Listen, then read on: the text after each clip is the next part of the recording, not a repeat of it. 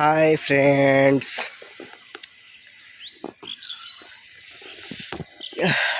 কেমন আছেন সবাই? আমি আসছি আমাদের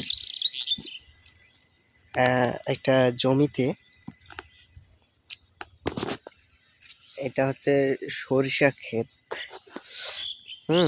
যখন শহর থেকে গ্রামে মানুষজন আসে তখন কি বলবো, আমাদের সরিষা ক্ষেতে যখন ফুল আসে সবাই ফটো ওঠার জন্য একদম মগ্ন হয়ে পড়ে। আর সরিষা ক্ষেতের মালিক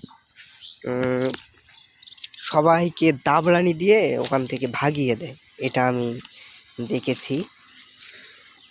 কিন্তু আমাদের এটাতে সেই রকম সরিষা ফুল হয়েছিল।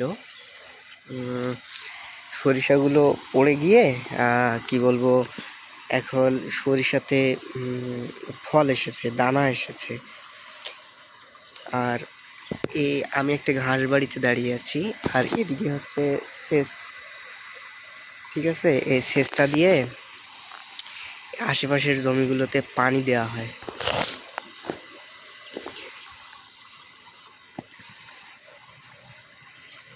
ওই আমার পিছনের যে গাছগুলো দেখা যাচ্ছে ওটা একটা আমবাগান। আমবাগানের সাইড দিয়ে আকাশের গাছ লাগানো আছে।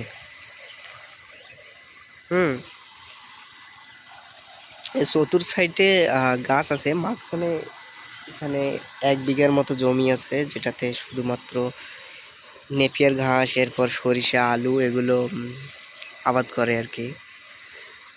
আর সাইডে আবার অনেকগুলো আরও জমি আছে, এগুলোতে এরকম আবাদ হয়। শুধু এই বাগানটা একটু, বাগানে কি আছে জানি না, তবে বাগানেও ভালো টাকা ইনকাম হয়।